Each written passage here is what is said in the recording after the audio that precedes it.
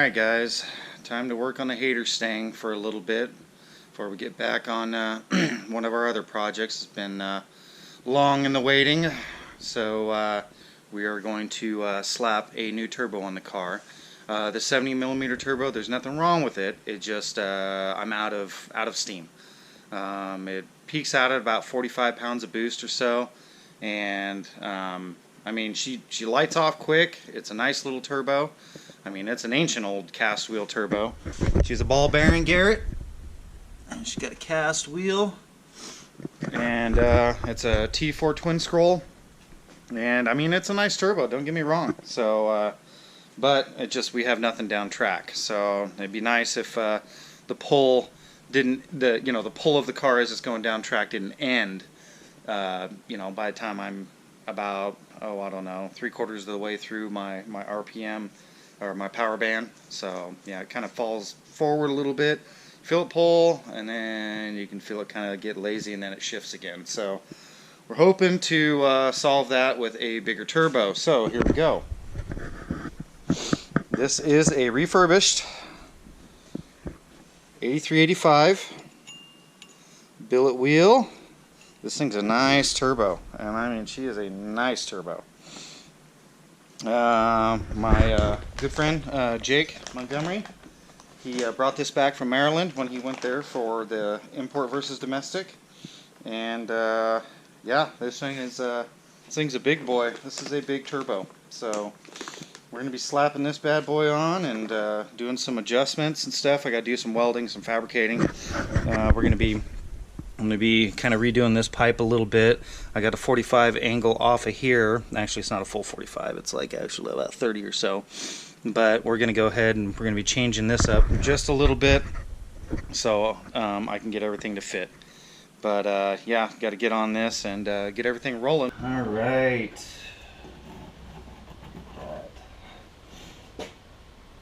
So with this setup, I got to pull the compressor housing. I'm going to pull it off, and then I pull the center section out, and then I can get to the bolts, which is kind of like a stepped layer.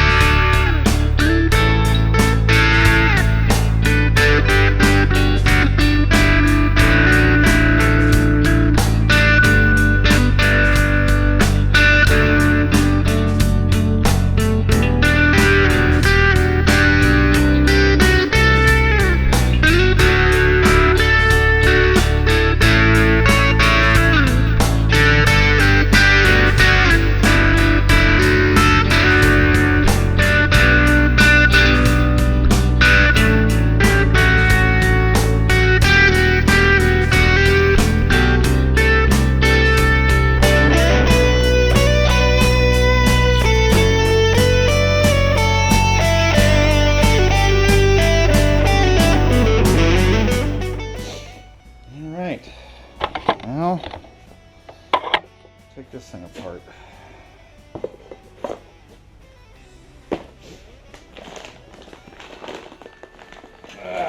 Ain't that a beaut? Look at that.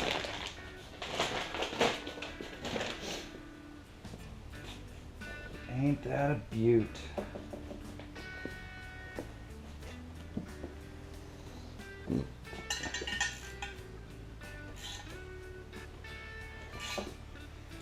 Well, probably could have went with a 76mm, but I mean, our main problem is we just aren't hitting the converter hard enough. So I figure this might give it enough power out of the hole. I mean, if it hooks, oh my god, I guess, look at that, isn't that pretty? Sticker says you do not want to take out this hex bolt because it is directional, so it directs the oil feed to the shaft internally, so you do not take that off at all, ever. Just leave that on there. Ooh, look at that beautifulness. Ooh, look at that. You got a ding right there. I mean, that ain't anything that's going to compromise anything, but see, that just shows that this is a refurbish. Since this is the direction that the impeller moves, it caught something. This may have been in a car that hurt the motor or something. Let's just gently set that down. Everything else looks really good. Let me show what hot side this is, but it's a hot side. All right, let's bolt this goodness on.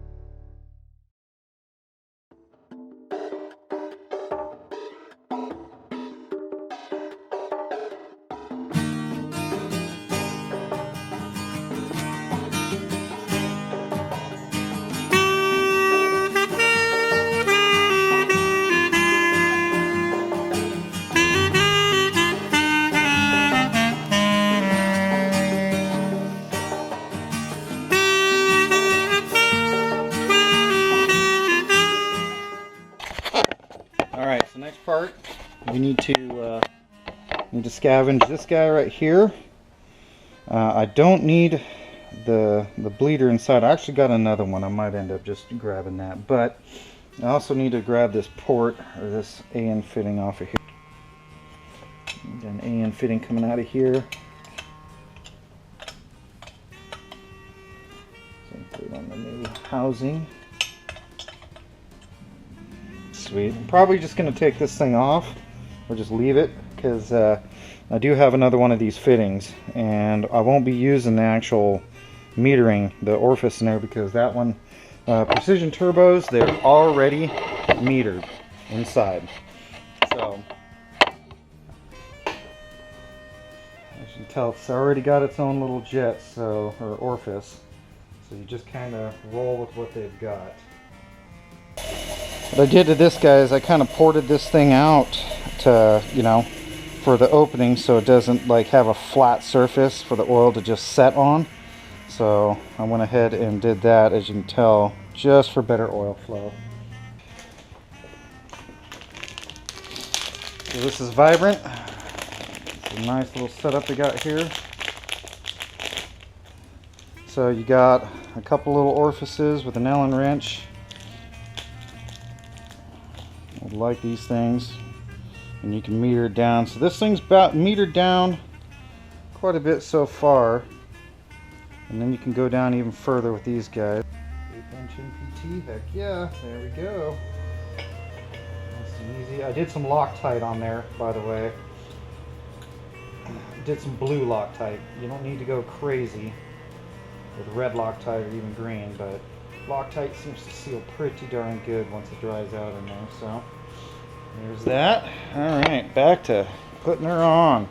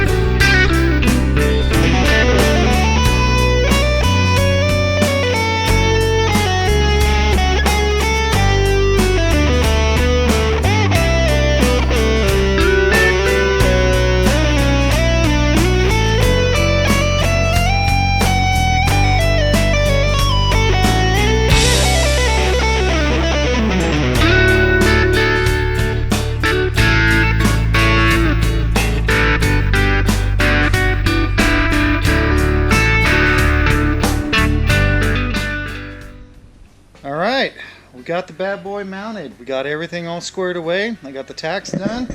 We got some nice fitment on that alpha lock. Look at that. Got some good fitment down there. Got that. Got kind of marked. Don't really need to because I can spin it any direction I want. But yeah. So turbo's pretty much installed. So I'm gonna get to welding on it. And heck yeah, I think we're about done. And we'll start the car and get this turbo fed with some oil. Got the big stuff done. Plus the car needs to get, we need to figure out what's going on with the shocks. So let's get to work.